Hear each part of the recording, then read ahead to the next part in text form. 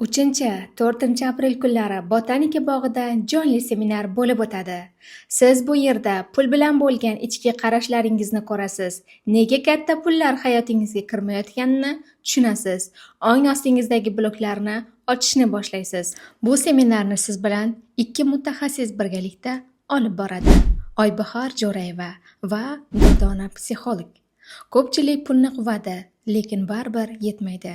Chunki pul ortidan quvilmaydi, u tortiladi. Agar siz doimiy xavotirdasiz, ichingizda bosim bor, xotirjamlik yo'q, pul sizda ushlanmaydi. Bu seminarda siz xotirjamlik orqali pulni jalb qilishni o'rganasiz. Yer bilan ulanish praktikasini qilasiz. Ichki bloklaringizni his qilib, ularni yechishni boshlaysiz. Pul ayolning xotirjamligiga keladi.